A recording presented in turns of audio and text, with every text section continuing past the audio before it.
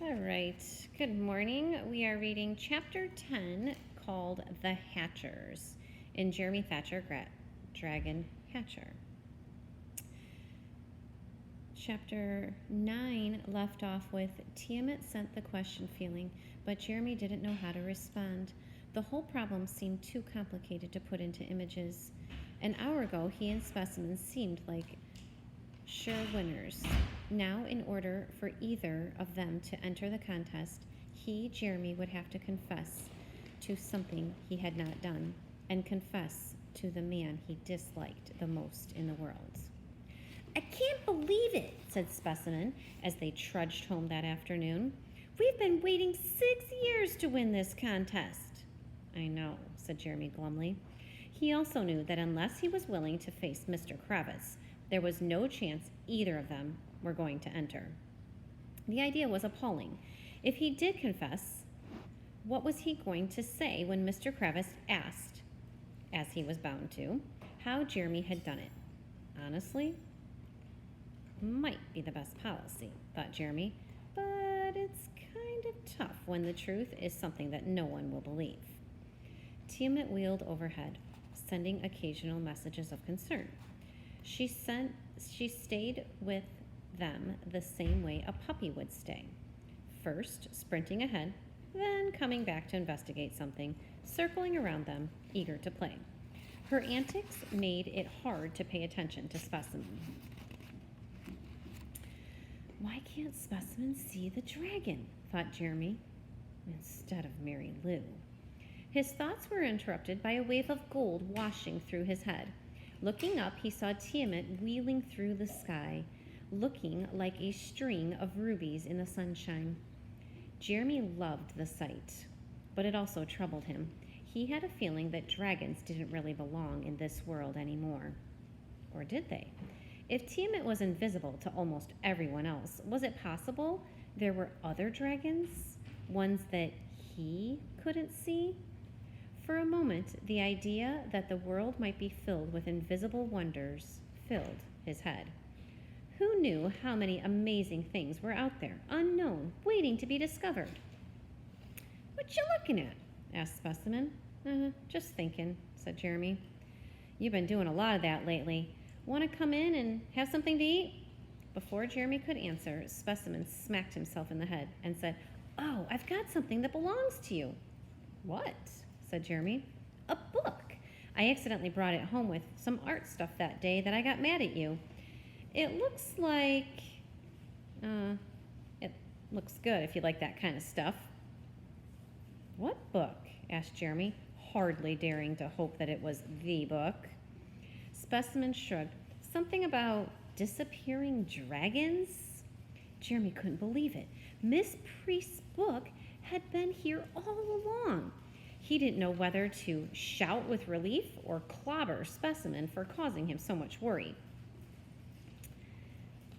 I can't really stay, he said, which was more than true, considering the fact that he had a loose dragon to keep an eye on. But I do need that book. Specimen looked hurt.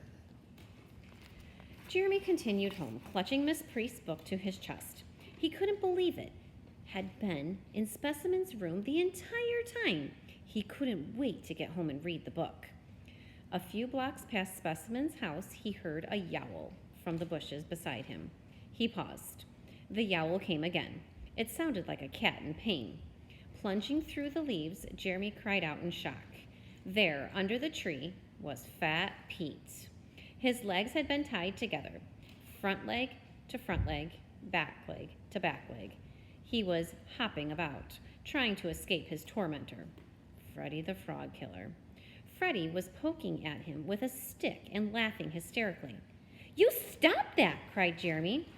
Freddy turned around. His cheeks were red, and Jeremy could tell he was angry at being caught in a nasty game. Who's gonna stop me? He snarled.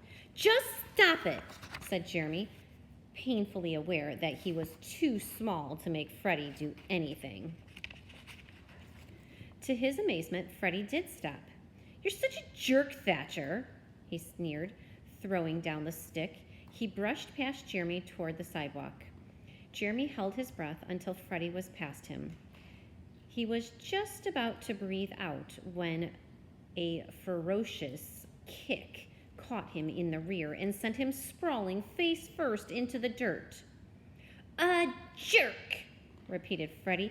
"Also, He didn't have time to finish explaining what Jeremy was, because Tiamat attacked. It would have worked better if Freddie had been able to see her. Then her claws, her jaws, her very strangeness might have frightened him into backing away. As it was, he only felt something unknown land on his chest and started to claw at him. Screaming, he flailed his arms in front of him. The frantic action knocked the little dragon into a bush. Red swirls of pain streamed through Jeremy's brain. "Damn it!" he cried in horror. Freddie's face was white. "You're weird, Thatcher," he screamed just before he turned and ran. Jeremy groaned and pushed himself to his feet. Fat Pete howled, but Jeremy walked past him. Except for his dignity, the bound cat was unharmed. Tiamat, however, was caught in the branches of a thorny bush, and her struggles to escape were only making the situation worse. "Stop," thought Jeremy. "Let me help you." Tiamat panted with exertion, her hot breath withering the leaves around her. "Stop! You're going to hurt yourself." She slowed her struggles. Working carefully, Jeremy extracted her from the bush. Though the thorns had scraped her wings, they were leathery and too tough to be easily pierced.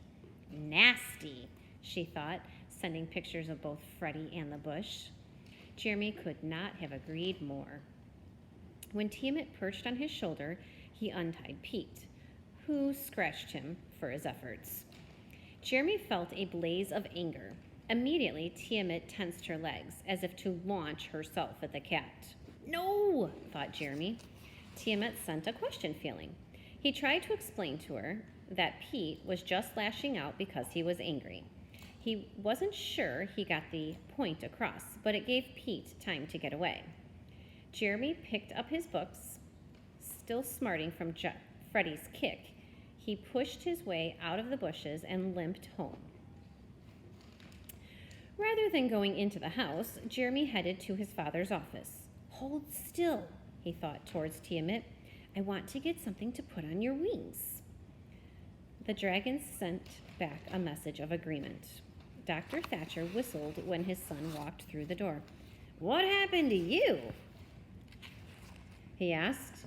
"You look like you've been dancing with Fat Pete." Jeremy blinked in astonishment. Could his father possibly have known what had just happened? What do you mean?" Jeremy asked nervously. "Those scratches! I hope Mary Lou didn't do that to you." Jeremy put his hand on his cheek. He'd been so worried about Tiamat and Fat Pete that he hadn't noticed what happened to his own face when he fell. "Do you have any ointment for—" Dr. Thatcher's voice trailed off. He looked at Jeremy and blinked. "Dad?" Dr. Thatcher looked and shook his head. "I've been working too hard," he said, rubbing his hand across his eyes. Jeremy sighed. For a moment, he thought his father had started to see Tiamat. Life would be so much easier if his father knew about her. For a moment, he considered trying to tell his father, but he remembered Mr. E. Liv's letter. By accepting the dragon, he had accepted a vow of secrecy. "Let me get you cleaned up," said Dr. Thatcher, pointing to the scratches on Jeremy's face. "Then I want to put some ointment on them. Only don't tell your mother. She doesn't like it when I use animal medicine on you, even if it is perfectly good." Jeremy sighed. One more secret to keep. "Is this stuff good for any animal, Dad?" he asked his father. "All-purpose antiseptic, guaranteed to zap germs before they get a hold." "Can I have some extra?" asked Jeremy. "Sure," said Dr. Thatcher. Staring again at the place where Tiamat was perched on Jeremy's shoulder, Dr. Thatcher closed his eyes and then opened them. "Take all you want." When he entered the house, Jeremy found a letter waiting for him on the dining room table. The spidery handwriting on the envelope was the same as that of the magic shop's direction sheet. He waited until he had smoothed out the salve over Tiamat's wings. Then, feeling nervous, he opened the envelope. His fingers trembled as he unfolded the crisp paper. The words it held were both a relief and the worst thing he could possibly imagine.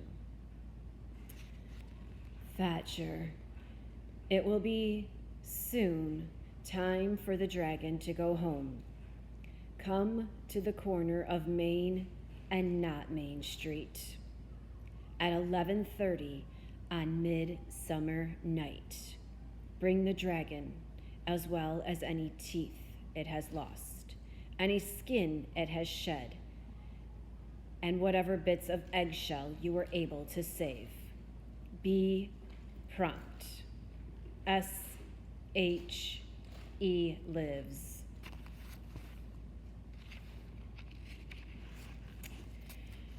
Jeremy stared at the note in distress.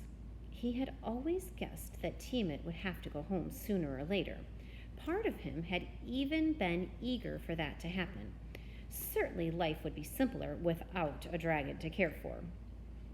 But another part of him had hidden from that idea too. He had never really prepared himself to cope with the thought of her leaving. He had let himself grow used to her sendings, her questions, her constant presence in his head. Now, the very thought of losing her made a great wave of loneliness well within. As it did, he found his head filled with an image of dragons, hundreds of dragons flying through the dark sky. Home, sang a feeling inside of him. He blinked and the image vanished. Jeremy looked at Tiamat. Home, she repeated. Not in words, of course, but by sending him a feeling that could only mean home. Late that night, Jeremy was tiptoeing up the stairs with some chicken livers for Tiamat. Suddenly, his mother stepped into the hallway, tightening the belt of her robe. She looked at the plate in his hand and said, "What are you doing?" I'm doing an experiment. You know, how feeding meat to an animal compares with just giving it pellets and stuff. Mrs. Thatcher closed her eyes. You're trying to create killer gerbils? Does your father know about this? Jeremy shook his head. Well, check with him. He's been wondering where all his chicken livers have been going. I don't think he'll be too happy to find out you're using them to be a mad scientist. Okay, I'll talk to him tomorrow. Mrs. Thatcher nodded. Then she walked into the bathroom. Jeremy waited until she had closed the door. Then he dashed into his bedroom. He found Tiamat crouched in the middle of the floor trying to breathe flame. Stop that, he said as he put the livers in front of her. You'll scorch my floor. I want to make fire, thought Tiamat as she started to gobble the livers. Do you suppose you could cut back on those? He asked. I think I'm going to have to start buying them out of my allowance. Tiamat sent an image of a plateful of gerbils lying on their backs, their little paws stiff above them. Okay, forget it. I'll buy you the chicken livers. A red and gold sigh trickled through his head as the dragon returned her attention to her meal. The next morning, Jeremy found Tiamat sitting on his desk, preening her burnished scales. Think about that for a second. Preening her burnished scales. That means she's cleaning her scales and she's shedding. Lying beside her was another discarded skin. Her tail, which hung over the edge of the desk, reached nearly to the floor.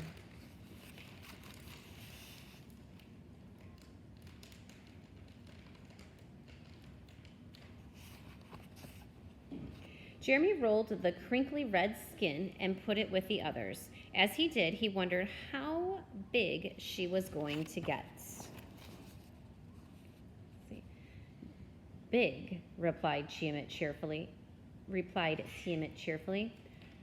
Too big for his room, thought Jeremy, stroking her head, which was now wider than his fist and longer than his foot.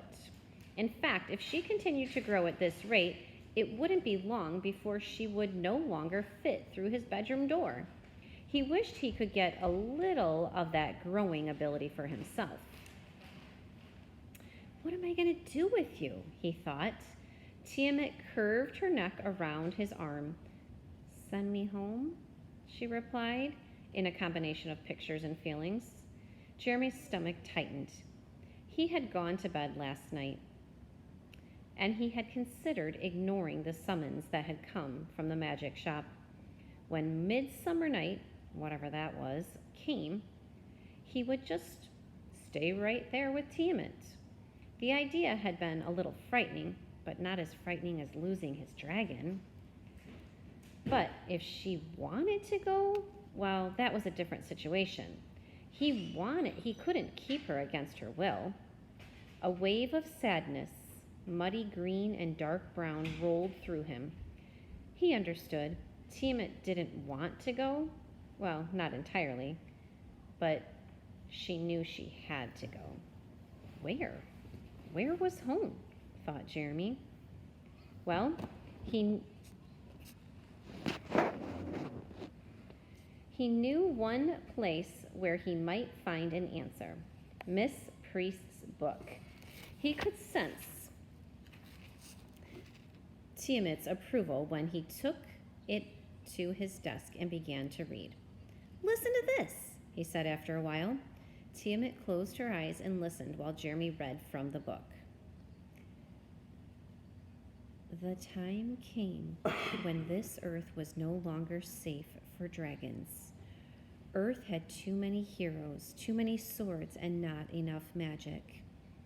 One by one, the great dragons were being slaughtered. In an attempt to save the last dragons, the wizard Bellenmore opened a door between the worlds. Through this gate, the remaining dragons passed to the new world that was to be their home. It was a harsh world, but it was a world without men, and therefore safe for dragons. Yet, as things turned out, there was still a problem. Suited as this world was for the great beasts, it was unfit for their eggs. Though many eggs were laid, for over 100 years not one of them hatched. Dragons live for a tremendous amount of time, of course, but during the 2nd century of this blight, they began to fear their kind would become extinct. Finally, the dragons contacted Bellenmore's successor. His name was Aaron the Wise, later known as Aaron the Dragon Friend. They requested his help. Aaron brought a dragon egg home with him to see if it could be hatched here in the world where dragons had once lived. He discovered that without our moon to quicken it, a dragon's egg remains dormant forever. With this knowledge, he was able to hatch the egg. Later, when the dragon had grown too large to stay here, Aaron faced great peril to send it back to the rest of its kind. This was the beginning of the Company of Hatchers. Since that first hatching, a handful of eggs have come to this world every decade. Each egg is held out of sight of the moon until the right person appears. When the egg is entrusted to the hatcher, it must be guarded. The young dragon must be kept safe. When the time is right, the hatcher will help it to go home. Jeremy closed the book and sighed. It looked like he better find out what is Midsummer Night.